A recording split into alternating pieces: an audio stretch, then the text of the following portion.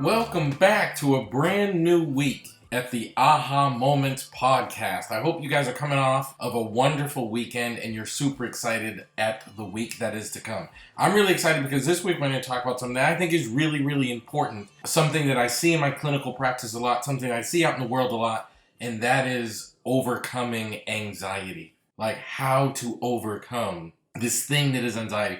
So many people are stricken with anxiety issues and have extreme fear and uncomfort in dealing with things. And I want to talk to you today about how to overcome anxiety and live a life where you are not overtaken by that issue. So welcome back to the Aha Moments, where every day I share the lessons that I learn in my life and in my work as a psychotherapist to inspire you to live your very best life. Of course, I'm your host, Elliott Connie. And this is going to sound overly simple, but first of all, let's talk about anxiety. And anxiety is when you have an overwhelming fear response to something that actually causes you to freeze and not take action. So some people get anxiety at driving and they will not drive. I used to have a friend that would not drive on the highway. Like, she would take every back road possible. Didn't matter how long the trip was. She would not get on the highway because she had an anxiety issue that caused her to freeze and not be able to take action. So how do we overcome anxiety? Well, the first step, I'm going to talk to you about a couple of ways to do this. The first step is to understand that anxiety is overcomable. A lot of people think anxiety is like, this is just how I am, this is what I do, can't change, won't change, I'm stuck this way. But the truth is, anxiety is an overcomable, manageable issue. It is actually something that you can do something about, and you don't have to live with these circumstances. And once you realize that anxiety is overcomable, that it unlocks something. It becomes, because it becomes acknowledged that I can overcome it, it becomes infinitely more possible to do so. The next thing I want you to understand is the cure to anxiety actually has nothing to do with the anxiety. It has everything to do with you attending to your own self. It has to do with you being aware of your own skills and abilities and attributes. Because anxiety is linked with our inability to control variables. So if you focus on, but I am capable of doing this, then you become able to overcome the anxiety. So let me use my friend as an example who would not drive on the highway. If she were here, if this were still an issue, I haven't talked to this person in like a decade, so I don't know if it's still an issue or not. But let's say it was an issue for her. I would ask her, can you tell me what you do when you drive on the back roads? Regardless of why, because of course she would say like, well, it's easier because the speed is slower or it's not whatever. But I just want to know, like, tell me how you manage driving on back roads and like regular streets. What do you do differently? And I would ask her to describe like her body positioning. I would ask her to describe what she focuses on. I would ask her to describe what she attends to. And I would ask her every question I could think of about what do you do differently when you're driving on back roads that you find challenging when you're driving on the highway. And the more she becomes aware of her own ability to drive on the back roads, then it becomes easier for her to drive anywhere else. Because instead of focusing on the differences, like I can do it on the back roads because the speed is slower and there's less traffic or whatever, and I have a harder time doing it on the highway, the actual issue is on the highway is you're paying attention to the differences. So once I can have a conversation with this person about, but what are you doing? How are you doing it? Because driving itself is not the issue. So what are you doing that makes it possible for you to do this on back roads? What are you attending to? What are you focusing on? How do you actually manage to pull off this thing? And once they become so self-aware about the efficacy they have about being able to do it in one circumstance, then the ability to transfer that onto a whole different circumstance goes way, way up. So that's the trick here, is do your best to think, how do I do this in a way that helps me focus on myself, focus on my skills, focus on my abilities, and then it becomes really, really manageable. So those are the two steps I want you to focus on. Acknowledging that anxiety is something that can be overcome, something you can do something about. It's not out of our control, and it's not like wired into your DNA. You don't have to live with it. And then understanding that it comes to my ability to focus on what I'm able to accomplish. And the more you become self-aware of your attributes that allow you to accomplish things, the more you will be able to accomplish more and even new things. So I want you to think about like what makes you anxious in your own life. And all of us have things, like to different degrees. Some people are more easily made anxious, and some people the anxiety is more severe. But think about like what is it about you that helps you overcome those anxious things that happen in your life.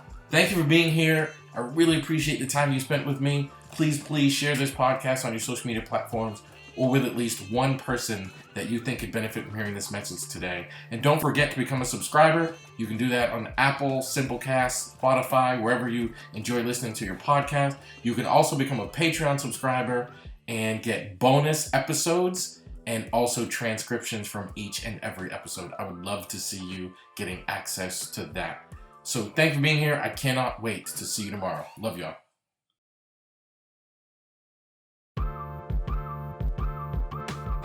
The people who know me now in my life are sometimes surprised to learn that growing up, I was a really anxious child. I had all of the issues that you associate with anxiety, overthinking, super stress, hard time sleeping, everything. But these days, I don't struggle with anxiety at all. And today, I'm going to talk to you about how I overcame the anxiety that I dealt with and the moments in my life that made a huge difference. So welcome back to the Aha Moments, where every day I share the lessons I've learned in my work as a psychotherapist and in my life to inspire you to live your very best life. Of course, I'm your host, Elliott Connie. So I'm going to tell you a moment. I was a pretty mischievous child. And in school, and like not any trouble. I didn't like get in a bunch of fights or break rule like crime. I didn't get arrested, use drugs, drink. I didn't do any of that crazy stuff. But I was quite mischievous in my youth. And I used to get in trouble in school. And one day, I remember my teacher said she was going to call my dad. And that was always troubling because my dad had a pretty significant temper and he would like lose it on me and my brothers when we got in trouble in school. And I was like terrified. Like I had every issue you can imagine. And like, you know, that feeling you get in the pit of your stomach. And I remember called my dad and set up or she called my dad and set up a meeting. My dad ended up going to the school. And the whole time we had this window in my living room, and I just stood staring out that window. Like, I wonder what they're saying about me, what they're doing, and what, like, it was just so bad. And even now, like, talking about it, I can feel myself, like, revisiting that anxiety and revisiting how I felt in that moment as a, middle school child. But what changed for me was one day I realized two really important things. Number one, I'm getting really anxious thinking about how someone else is going to respond to something related to me. Number two, I'm getting really anxious thinking about the impact that will have on my life. Like, I'm really worrying about this a lot. And then one day I realized I can't control how people respond, but what I can control is what I'm willing to live with, and what I can control is how I respond, and what I can control is how I feel about me. Now, that didn't instantaneously cure the anxiety or take care of that issue, but what it did do was it rediverted my attention. So now I started paying attention to, number one, conducting myself in a way that I would be and could be proud of. So I started thinking about I just want to be the best Elliott I can be. I just want to be who I can be at my very best. I want to be who, regardless of whether people like it or not, like me or not, enjoy my behavior or not, I wanted to be someone that was okay with me. And even when I made a mistake, I could forgive myself for having made a mistake. That became really important to me. And to this day, that saves me. That helps me tremendously because I am now willing to say, I don't really care how people respond to me as long as I'm pleased with me. That I can live with the outcome of my behavior. I can live with the outcome of my work. I can live with the outcome of what I do. A lot of my material is out in the world, and there are people who aren't pleased at the success that Elliott Connie has. There are people out there that aren't pleased at the success that I enjoy.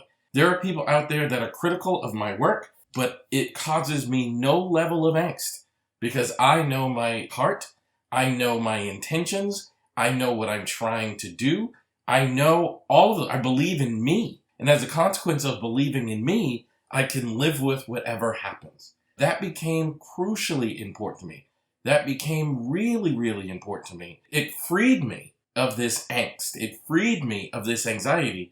and allowed me to overcome this problem that plagued me throughout most of my childhood. So I share that with you to say, turn your energy to things you can control and get comfortable being you. No one is going to like everything that you do. That's just not, I wish that we would, but that's not how we are. But you have to love yourself enough.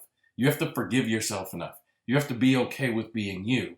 And that is where you become the best version and less anxious version of yourself. So that's what I want to challenge you to do. I want you to sit and think, get comfortable being you, forgive you, work with you, and watch the impact it has on your life. Thank you for being here. I really, really appreciate it. It means the world to me. So please, if you wouldn't mind, do me a huge favor and help me reach more people by sharing this podcast on your social media platforms or with at least one person that you think this message could make a difference for.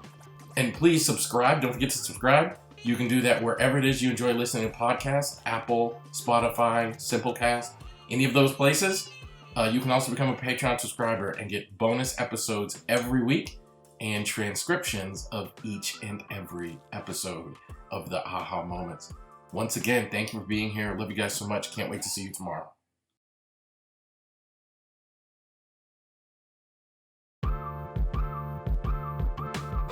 One of the things that causes us the most anxiety is when we have a big event or a big exam or a big moment in life where the consequences are really, really high.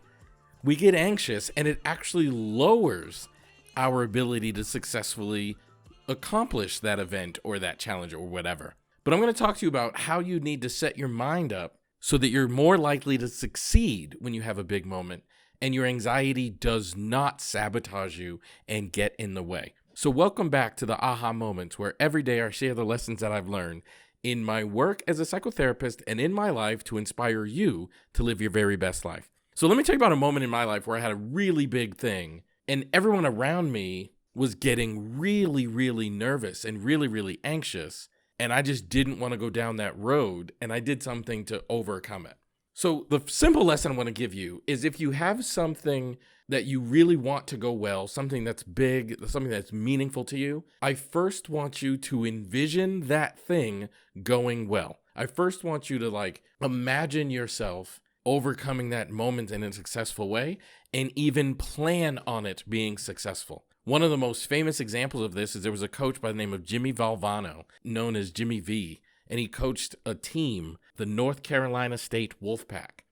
And they won a championship. I believe the year was 1983. They were not the best team in the country, but they won a championship. And one of the things he did on the first practice of that year is he had the team practice cutting down the nets, what they call it. And what happens when you cut down the net, when you win a championship, is they get a ladder, and then all the players climb up the ladder, and they clip a piece of the basketball net off, and everybody gets to keep a piece of the net. And then the last person, where the net is no longer attached to the rim, they wear it around their neck as a necklace. And they actually practice that on the very first practice of the year. We're going to practice taking down the net. And one of the players asked him, "Why are we doing this?" And he said, "Because when we win the championship, I want you guys to know what to do." And they went on to win the championship. Because there's something about planning for success increases the likelihood that you will succeed. Is it a guaranteed thing? No, but it does work. For me, one of the big moments in my life was when I got my master's degree. I then had to take an exam to become a licensed professional counselor. I had to take an exam that makes me eligible for a license in this field. It's a really hard exam that you can fail. It takes 3 hours to take it, 200 items, multiple choice. And if I fail that exam, then I literally just wasted years and tens of thousands of dollars getting a master's degree, because you can't make money in this field with just a master's degree. You have to have this license. So what I did and planned to take this exam, check this out. I planned to take this exam on my birthday. And someone said, "Oh my gosh, I could never do that on my birthday. I don't want to ruin my birthday." And I was like, I'm giving myself the birthday present of a passing exam. And then I went to my favorite place. At the time, there was an ice cream place called Carvel. And most of the Carvels have closed, by the way. The only place I know where there's a Carvel ice cream now is on Santa Monica Boulevard near Beverly Hills, ironically. But at the time, there were Carvels kind of everywhere where I live in the Texas area. I went to Carvel. I got an ice cream cake and had them write on that ice cream cake, "Congratulations, Elliott." And then I took the Carvel ice cream the day before. I took it to the office where I worked, and I told everybody tomorrow we're going to have an ice cream party. I put it in the freezer of the break room and planned my own celebration when I passed the exam. And does that guarantee I passed the exam? No, but it does guarantee that I don't have anxiety getting in the way because I had programmed my brain to expect success. And that was a huge reason why I succeeded and I passed my exam. And to this day, I have a license in professional counseling. I'm still a licensed professional counselor. So that's what I want you guys to do. Envision yourself experiencing the outcome that you want to experience and then make plans upon it. Like, prepare to succeed. Do not let doubt into your mind because doubt is a fast road to being anxious. Prepare to be awesome, and it increases the chances that you will have an awesome outcome. That's what I want you to do. So the next big thing you have going on in your world, I want you to take that lesson. I want you to prepare for success because it programs your brain to do great things. Thank you for being here. It means so much to me. Please help me share this podcast by sharing it on your social media platforms or with at least one person that you think would benefit from hearing this message today. And don't forget to subscribe. You can do that anywhere you listen to podcasts, Apple, Spotify, Simplecast, wherever you enjoy listening to podcasts. You can also become a Patreon subscriber and get bonus material, including extra episodes each week and a transcription of each and every episode. I love you guys so much for taking the time to listen to the podcast, and I can't wait to see you tomorrow.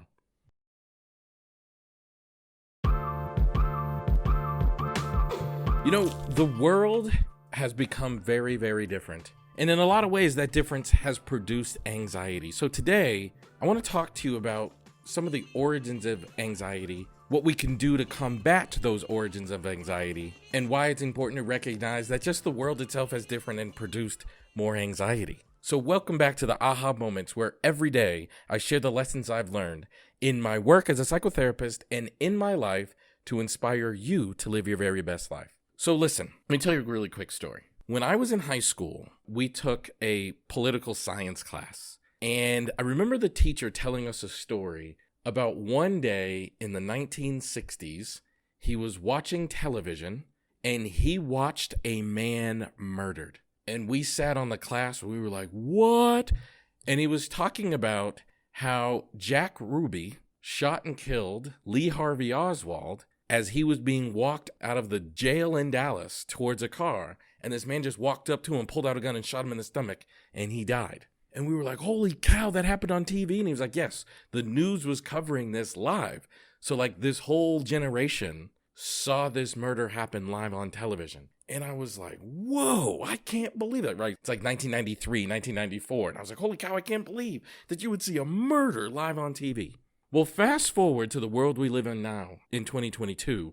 And any one of us could go on YouTube and watch an infinite amount of murders, an infinite amount of people experiencing trauma, tragedy, death, grief, all of it, an infinite amount. One of the reasons that we are so anxious is because we no longer have control of the kind of content that goes into our brains. Because we could literally be scrolling through Facebook and watch someone die. The first death I ever saw on social media, there was a man in South Carolina that had been stopped. He was walking and he had been stopped by a police officer. I'm literally scrolling through Facebook. I'm sitting in my office between sessions and I'm scrolling through Facebook because that's kind of one of the ways I decompress between the emotional content of doing the type of work that I do. And I watch this man walking through a park and he gets stopped by a police officer. There's no audio, or at least there's no discernible audio. And at some point the man turns and runs away. The police officer pulls out his gun and all you hear is bang, bang, bang, bang, bang. And he shoots the man several times and he dies. And I remember thinking like, what on earth did I just see? So what do you think happens to me when I see that kind of, I get anxious. What do you think happens the next time I see a police officer? I am now anxious because I'm not in control of the content that goes into my brain anymore. That's what the 24-hour news cycle, that's what all of the social media content we have access to has done. We're not in control of the food that we feed our brains. And I use the word food on purpose because if you want to have a healthy body, you have to feed your body healthy things. If you want to have a healthy brain, you have to feed it healthy things.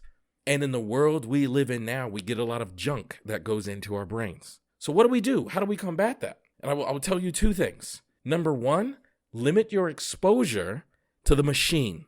And I don't want to sound like I'm anti-social media. I'm on all the social media platforms. I use them in my business to drive traffic to podcasts like this, and to drive traffic to podcasts like this, and drive traffic to the things I want people to see. I don't want to sound hypocritical, but I am saying limit your access to the machine is a very healthy way to make sure you're putting healthy things in your brain.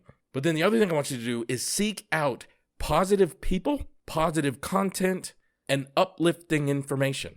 That is going to help you train your brain to realize the world is not all bad. So I love to read, and one of my favorite quotes from a book is The Diary of Anne Frank. And in her book, while she was being hidden in the attic of this house in Amsterdam, I went to go visit that house, and one of the excerpts from the book is, "Despite it all, I still think the world is a wonderful place."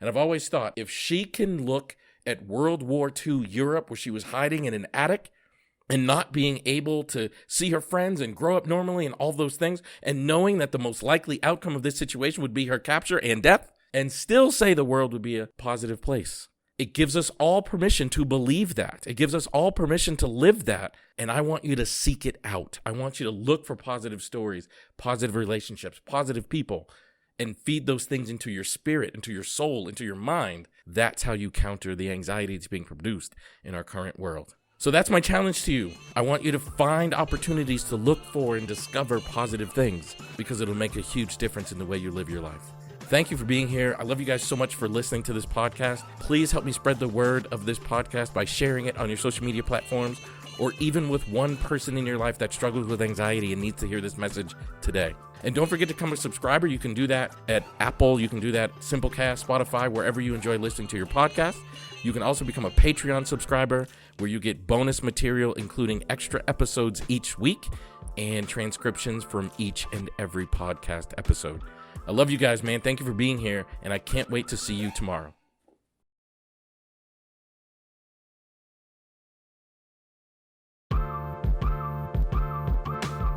Welcome to Friday, the end of the week. Most of us are super excited about getting on with a positive, exciting, and happy weekend. And I'm like most of us. I'm super excited about this upcoming weekend. But before we go, I want to leave with a really important message about dealing with anxiety, but also dealing with people. And I'm going to talk about what I think is one of our fields, and when I say our fields, I mean the field of psychotherapy, one of our biggest mistakes that we make.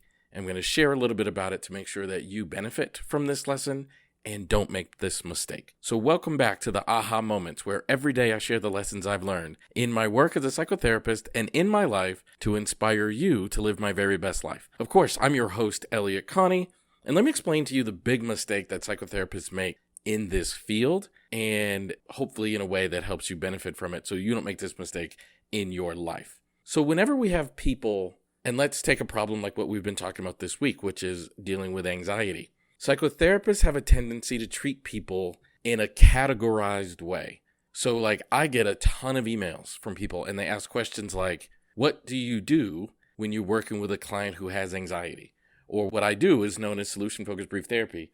So they may ask me a question like, how do you use solution-focused brief therapy with a client who struggles with anxiety? And I think whenever you treat a person in a generalized way based upon some category they belong to, whether that's gender, race, religion, ethnicity, nationality, anything, you have a tendency to dehumanize that person and lose the most important thing in the world, and that is connection. Because you cannot connect with somebody if you're treating them on a generalized way based upon some category that they belong to.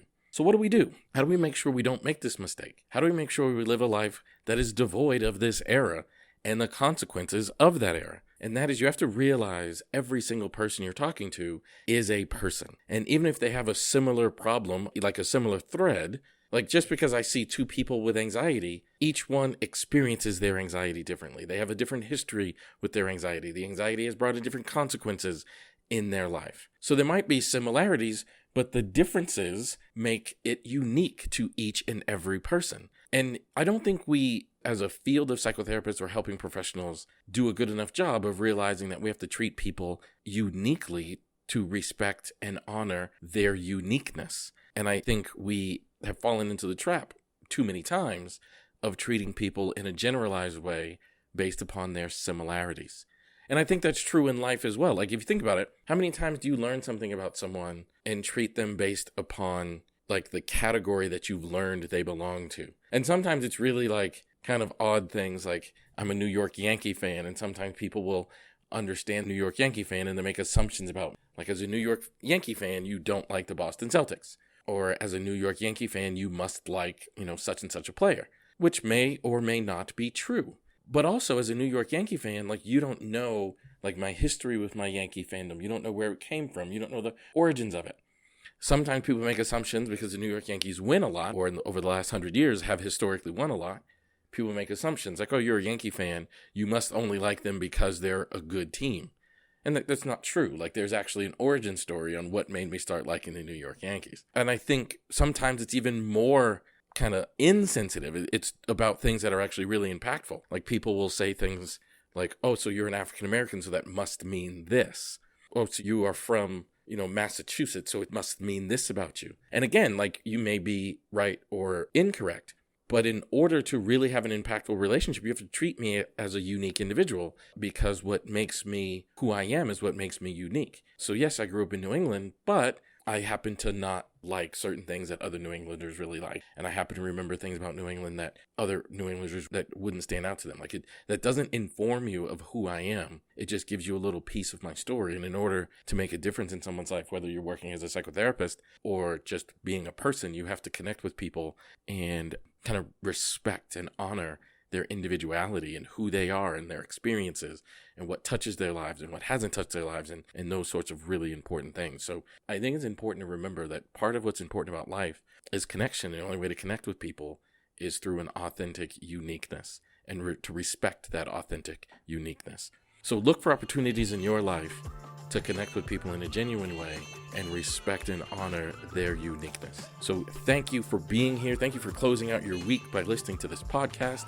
Please help me spread the word by sharing this podcast on your social media platforms, or with at least one person that you think could benefit from hearing this message today. And also, don't forget to become a subscriber. You can do that wherever it is you listen to your podcast. You can do that on Apple, Spotify, Simplecast, wherever it is. And you can also become a Patreon subscriber and get bonus episodes each and every week, and also transcriptions of each episode. Thanks so much. Have a great weekend, and I can't wait to see you Monday. Love y'all.